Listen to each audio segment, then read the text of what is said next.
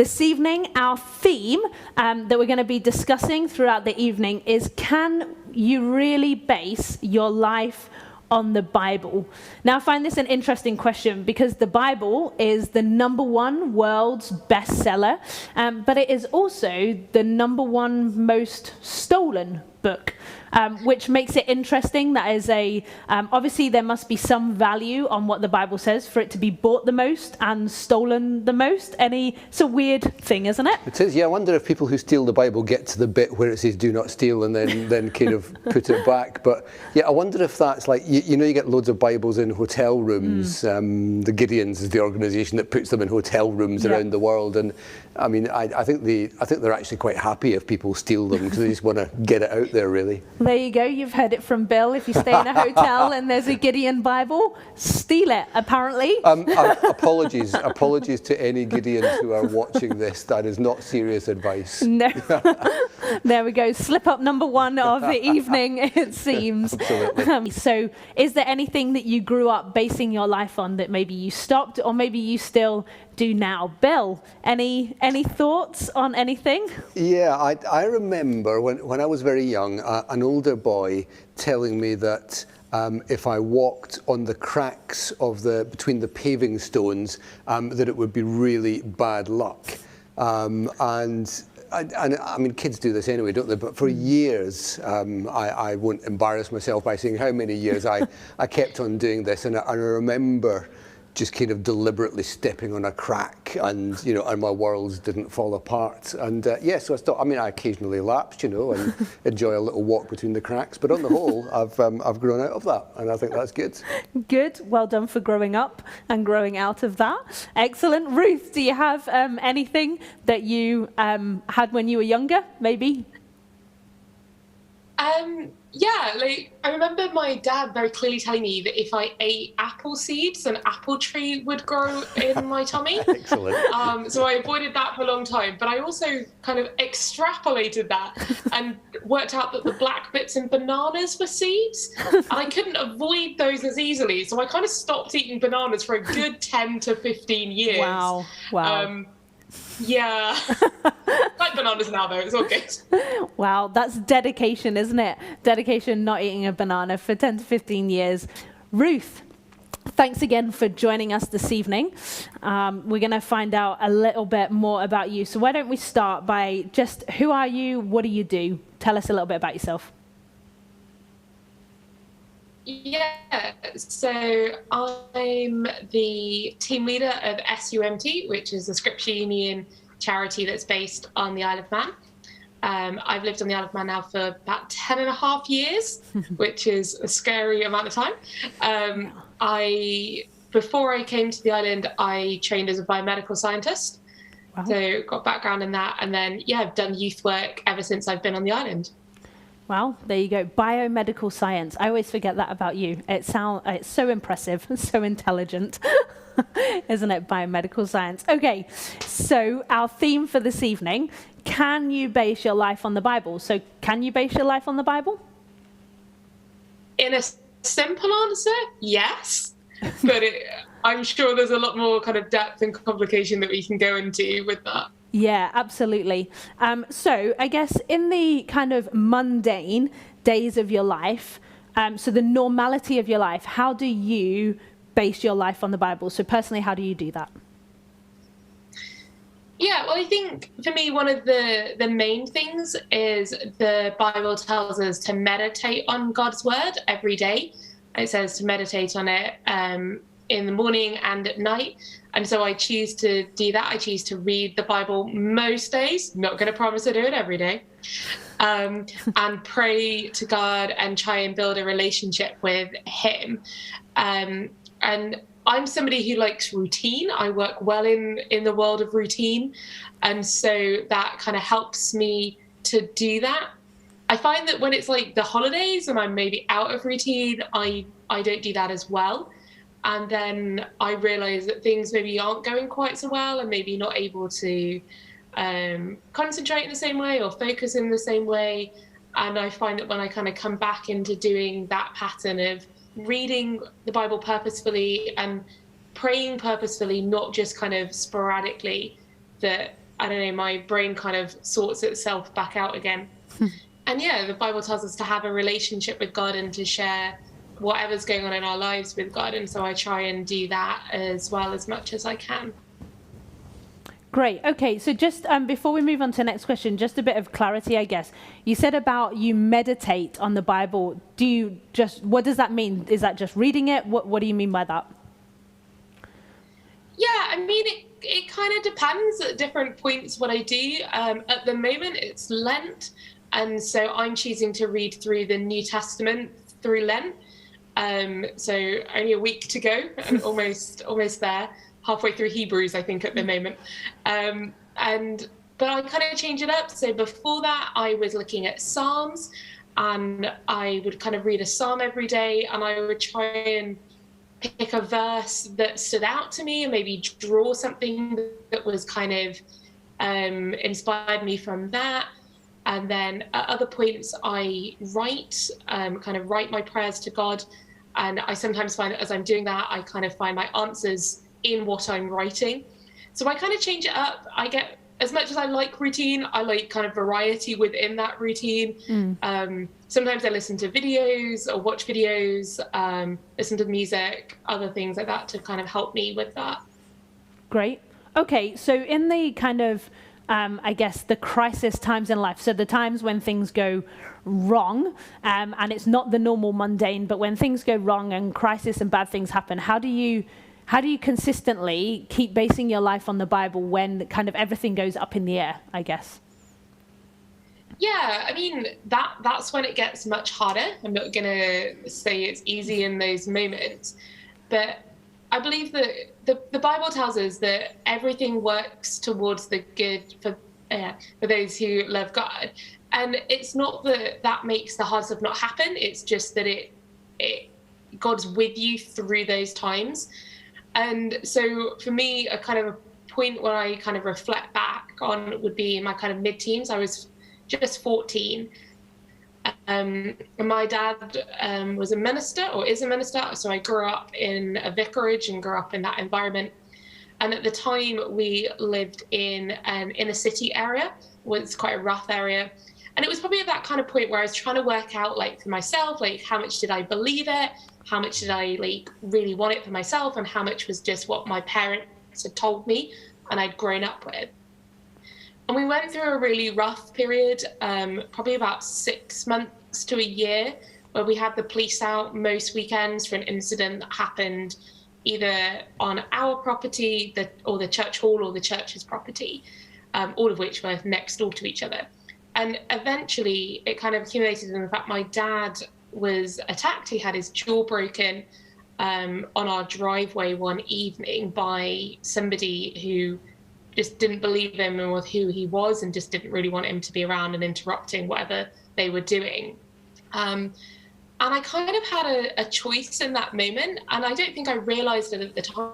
It's definitely something I've noticed as I've looked back on my life, where I had a choice. Either it was all God's fault and I was going to walk away, or God was going to be the one. He protected me and kept me safe. But in neither situation was God not real. God was there. It was either his fault or he was going to keep me safe. And I think that's a thing that it's always kind of come back to. Lean into God. He's going to be that kind of place of safety and protection. And it took a few years, but we did eventually move away from that environment to a very rural village where we had more sheep and cows than people, had a time of healing as a family kind of up there. And yeah, just that sense of being able to lean into God through that. It's not something I would ever want to go through again, but I know that it was formative in my faith journey. And yeah, God didn't leave me through that. And like his word says, that he will be with you through those trials. And yeah, I was able to trust his word because of that. That's really great. Yeah, thank you for kind of sharing, I guess, something that is a very unpleasant part of your past within that. So I guess, is there any part of the Bible, is there a specific part of the Bible, maybe a book or a chapter or a verse, something like that, that has actually like kind of changed your life and really made a big difference to you? Is there a part of the Bible that's done that? Yeah, there's kind of two parts, if that's okay to share. The first is a psalm. It's Psalm 121, which says, "I lift up my eyes to the mountains. Where does my help come from? My help comes from the Lord, the maker of heaven and earth."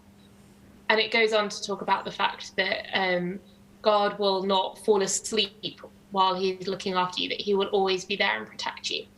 And I came across this passage as we were leaving the city, and it reappeared very quickly when we were first in the village, and just in other places it's kind of come up, and just that sense of, I know that God will not fall asleep, that he will watch me and keep me safe through all of that. And then another part that probably has affected my life more as an adult, when I first moved to the island, I was 22. I was a new graduate, and I was absolutely and utterly convinced at 22 that I was way too young to be a youth worker. I was coming to a youth work gap year, but I was too young to do youth work. I needed to be older and more mature. I'd never known a youth worker under the age of 30, and most of the ones I knew that were good were over 50, and I was like, nope, I'm too young. So I started with SUMT as a gap year student, and I think there was about 15 of us on the team that year, and I was probably about the fourth or fifth oldest, but still was adamant I was too young. And I was placed in a church, and on my first day in that church, they read from the book of Jeremiah, which from the very beginning of the book of Jeremiah, and it says, "Alas, sovereign Lord, I do not know how to speak, I am too young. But the Lord said to me, do not say I am too young. You must go to everyone I send you to and say whatever I command you. Do not be afraid of them, for I am with you, and I will rescue you, declares the Lord." And for me, that was a real sense of being reassured of God's calling to come to the island, being assured of his calling to do youth work, and that I wasn't as young as I maybe thought I was, and that I was capable of doing that in that time. And there's been other things over years where in that moment some things really stood out, but they're probably the two that I come back to the most. Wow, that's great. So, can you really trust the Bible? Can you use the Bible as a foundation to live by? Because that's very much what we talk about quite regularly on Sunday Live. And I guess there are various angles that we can look at on this, and great to have Ruth just cracking this open for us. And we could look at, what historical evidence is there for the Bible, or we could look at how can we say the Bible is culturally relevant. But on Sunday Live, we always look to root what we do in the Bible. And there's something that feels a little bit weird about coming to the Bible to ask, how can you trust the Bible? And really, the Bible is a little bit like the answer that you would have in a relationship with a person. If when I started dating my wife, and she wondered, "Can I trust you?" The answer. Sorry, I didn't mean to laugh. Well, yeah, it might have been there in the back of her mind, but yeah, the answer is, get to know me and get to know whether my character ends up is proved to be trustworthy or not. It's a little bit like. So Emma, what's your favourite cake? I mean, do you like I don't know, coffee and walnut, or a vanilla, or a Victoria sponge, or what would it be? Favourite cake? Possibly a lemon drizzle cake. A lemon drizzle cake. Oh, so Yes. so just imagine you're biting into a lemon drizzle cake, and it's beautifully moist, because it's not a good lemon drizzle unless it's moist, and it's lovely and lemony, and it's really sweet and just delicious. Are you there? Are you salivating? And I haven't eaten dinner yet, so thanks for this. I'll go on about it for another couple of minutes then. But just imagine you're eating your cake, and then Ruth comes along and says, "That cake's not sweet." And you say, "Yes, it is," and it is because you're eating it, you're tasting it, you're experiencing the cake, and that's it's kind of like that with the Bible. There's a verse in Psalm 119. Psalm 119 is almost like a love letter to the Bible. And in one of the verses it says this: "How sweet are your words to my taste, sweeter than honey to my mouth." And so the Bible kind of invites us to discover by experience, by, if you like, relationship with the Bible, what it's like. And it does this in lots of ways. So there's another verse in Psalm 119 that says, "Your word is a lamp to my feet and a light to my path." So basically it's saying that the Bible guides your life. So what does that mean to say that the Bible guides your life? It doesn't guide your life if it's just, sort of sitting on a shelf somewhere. It's just looking pretty or gathering dust. I actually knew someone who used to put a Bible, presumably smaller than this, under her pillow at night. Wow. And she never actually read it, but it was almost like a good luck charm. If I keep the Bible near me, nothing will happen to me. I'm pretty sure that's not what it means. And then you get some people who play kind of Bible bingo. So they get a Bible and they open it up at random and look at a verse for guidance in life. So I've just opened on one here that says, "He struck down a huge Egyptian. Although the Egyptian had a spear in his hand, Benaiah went against him with a club. He snatched the spear from the Egyptian's hand and killed him with his own spear." So, excellent guidance for life, obviously. But actually, it comes back to this relationship thing. The Bible invites you to relationship, to get to know it, and that's some of what Ruth was describing in her kind of daily practice. And that description, I think, meditating was the word, wasn't it? Of meditating, of letting the Bible kind of become sort of part of your ongoing life. And I know it shaped so many of my decisions and ways in which I've tasted the sweetness of the Bible, of God's Word. And then another place in the Bible, in the book of Hebrews, it takes this idea of kind of relationship with the Bible a little bit further. And it says this: "The Word of God is living and active." So not a dead thing, but something that's actually, in a way, alive. There was a famous preacher called C.H. Spurgeon, and he said this: "The Word of God is like a lion. You don't need to defend a lion. All you have to do is let the lion loose, and the lion will defend itself." So don't hear me wrong. I appreciate that people can have genuine concerns about the Bible, and if you do, then text them in, and it would be lovely to hear and have an opportunity to think about that together. There can be questions like, is the Bible historically reliable? And yeah, I would say absolutely, definitely, yes, it is. But in the end, it's about this relationship with the Bible, and it's this invitation to taste the sweetness, or to uncage the lion. So can I throw out a challenge? And the challenge is to read one of the Gospels this week. This coming week is Holy Week. It's the run up to Easter. Great time to read one of the Gospels: Matthew, Mark, Luke, or John. If you read the Gospel of Matthew, it'll take the average person 2.5 hours to read. If you read the Gospel of Mark, it'll take 1.5. So you can take an evening and sit down with a coffee or a drink, whatever, and just read through one of the Gospels.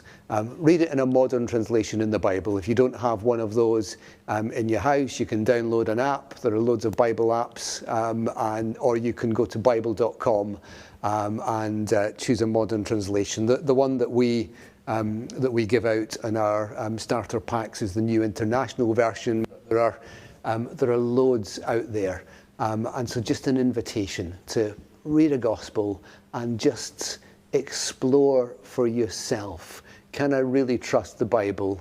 Well, get into it, get a feel for it, see what it has to say. And as the psalmist says, taste and see that it's sweet. Right. some questions. But before we get to some questions, I've got some people that have texted in on things that they maybe based their life on or thought about when they were younger. So someone has put, a friend used to believe that sheep had one leg shorter than the other so that they could walk on hillsides. Even still, took that thought to uni. So there you go. Sheep have one leg, well, have some legs shorter than the other, apparently. Fantastic. So, I've heard that of the haggis, the elusive Scottish animal, so they can run on the hillsides, but I've never heard it of a sheep. there you go. And then another one that when it came in, I literally laughed out loud because I thought it was really silly. And then I realized who sent it. And after 10 years of being with my husband, I didn't know this about him. So here we go. So apparently he can't walk over 3 drains or manhole covers in a row because the vibrations from walking on the first 2 will make the third one come loose and you'll fall in. Apparently. So there you go. They are a couple of thoughts.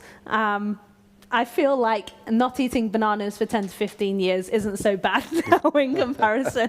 So, And you've named and shamed your husband in the process. absolutely named and shamed. I know it's a good job that he never sits up on here, isn't it? It could come back on me, really. Okay, so some questions.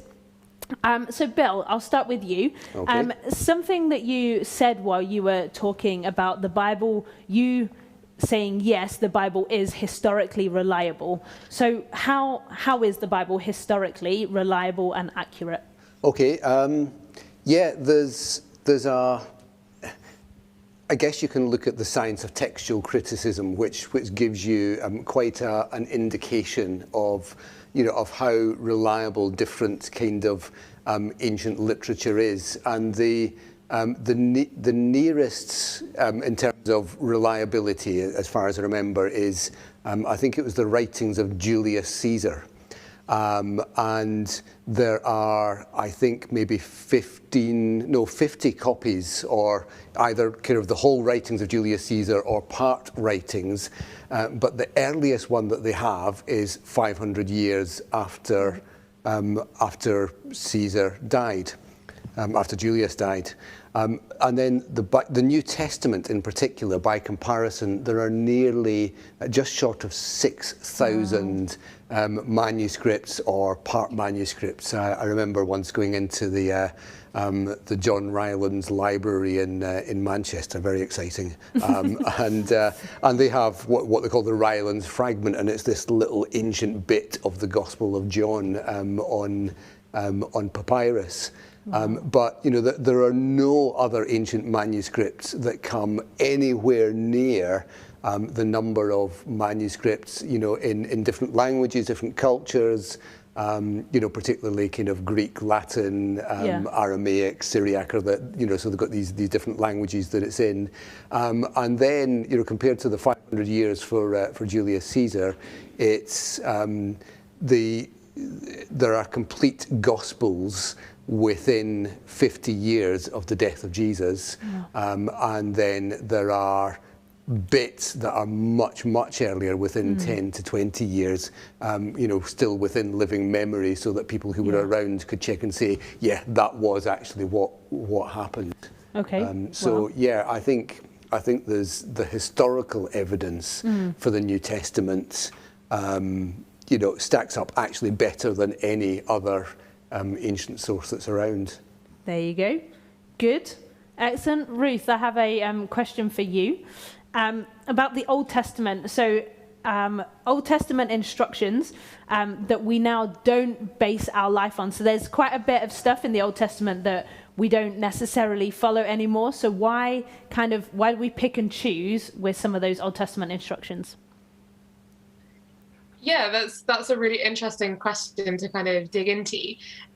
Some of them are because in the New Testament, it kind of tells us that it's okay to not necessarily be following those rules anymore.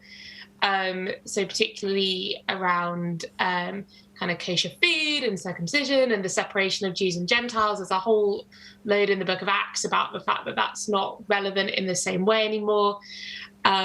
there are some practices within the Bible that are cultural rather than actually kind of scriptural, but they're written within it because some of the books in the Old Testament are history books. So they talk about culture and things, and people have been able to understand that there's a difference between culture and faith, and separating those different things out. Some of them, to be honest, I'm not 100% sure why we don't do them anymore. But yeah, I think it's a kind of a combination of those different things of some stuff the New Testament tells us we don't need to do, some stuff's cultural, and other stuff I'm sure people with more theology knowledge than I have would be able to help us out with. Great. No, that's good. Bill, do you have anything that you want to add to that? Yeah, I mean, I guess people talk about the difference between, they talk about cultic laws and moral laws from the Old Testament. So cultic laws, I mean, it's not in the sense of cult that we think of it, but that cultural sense, you know, that there are some laws that were given because actually the Bible set out not just a code for spiritual living, but it set out a legal code for the people of Israel. So there's a whole load of stuff there that was their legal system.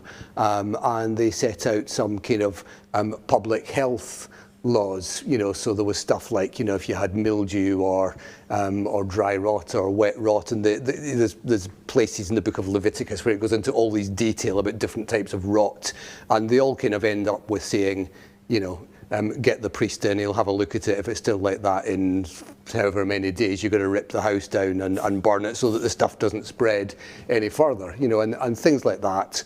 Not particularly relevant to us. We'd just call them the preservation specialists, and they'd come and sort it out. But then you got the moral laws, you know, and the Ten Commandments would be the kind of the undergirding of that we would say are still relevant.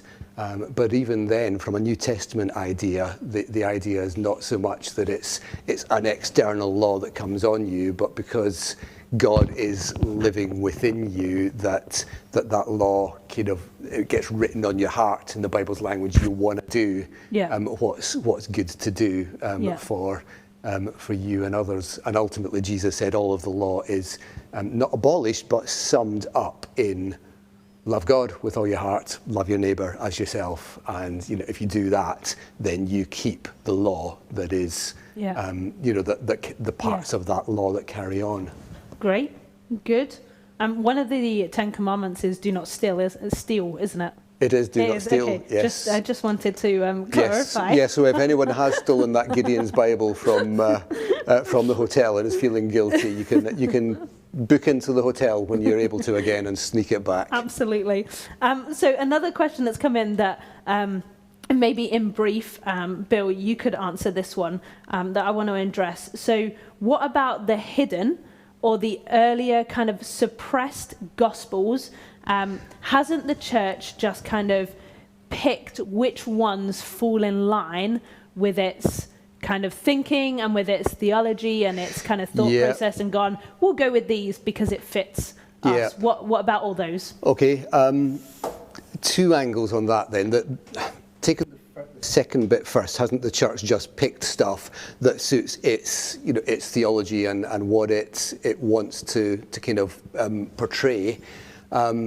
Interestingly, when you look at the New Testament books and you look at some of the issues and struggles that the early church went through and some of the kind of theological discussions that they had, yet you find that they often aren't addressed in the New Testament in that direct way. And you know, and if the church had wanted to do that, you would see evidence of some of the kind of power struggles from the early centuries of the church being found on the lips of Jesus, written back into the gospel. So from that point of view, I think, you know, the evidence for that isn't actually there. Okay. But then the first half about were there earlier suppressed hidden? Yeah, the hidden and suppressed earlier Gospels. hidden and suppressed Gospels.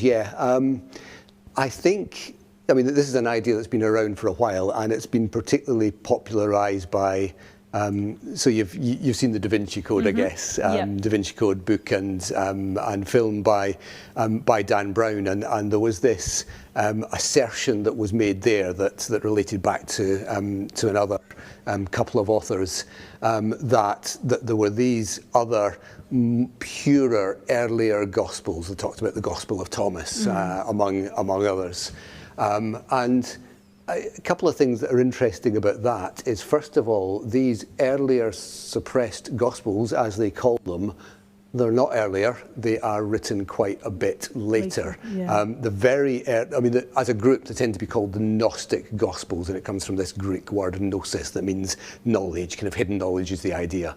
And the earliest that any of these appeared was mid second century. Quite a number of them were nearer 4th century, so a lot later, going back to what we were saying earlier about the dating of New Testament books.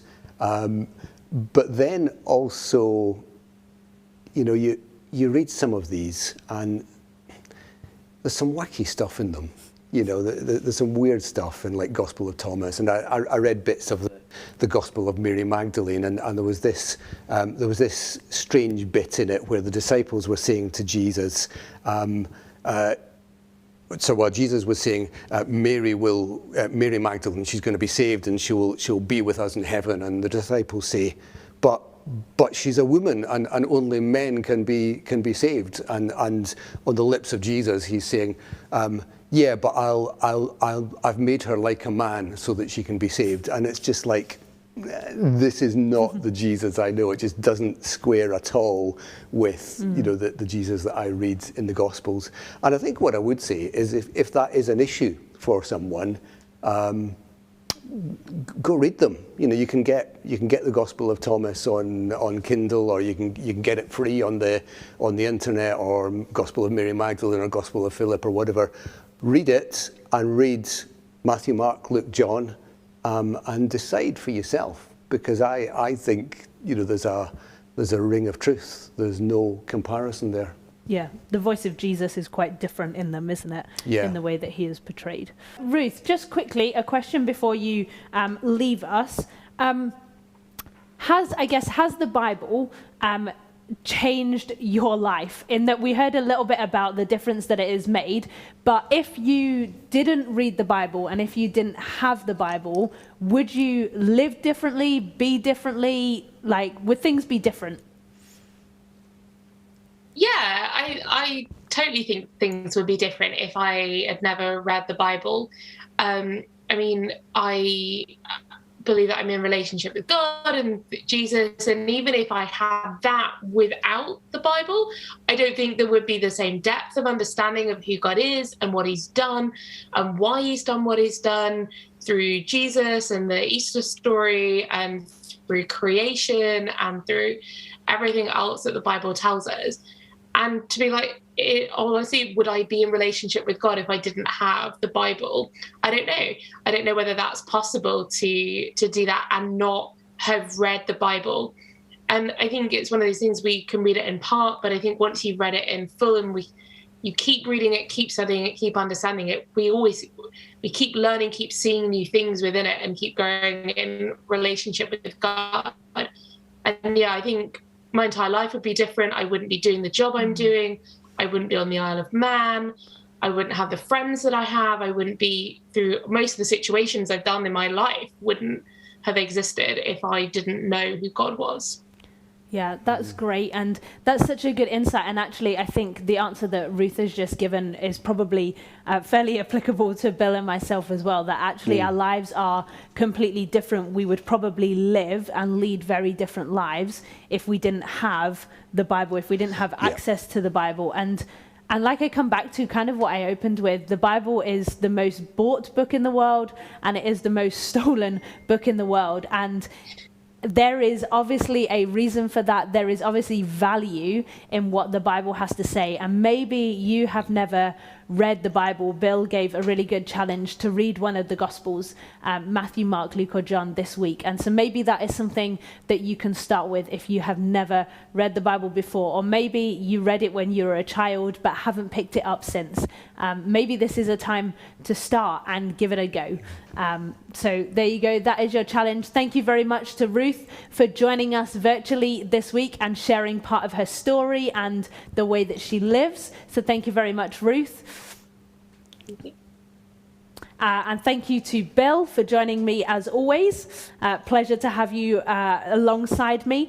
Thank you very much to you for joining us here online. We will be back next week. Now, next week is Easter Sunday.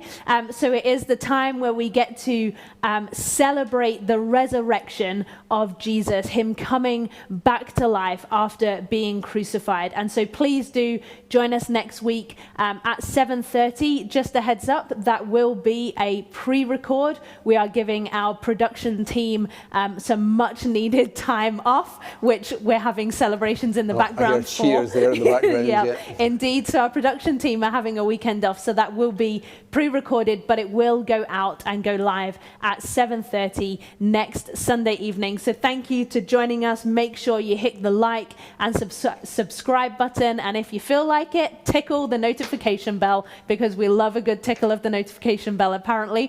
So please do join us next week on Easter Sunday. I hope you have a great week. God bless.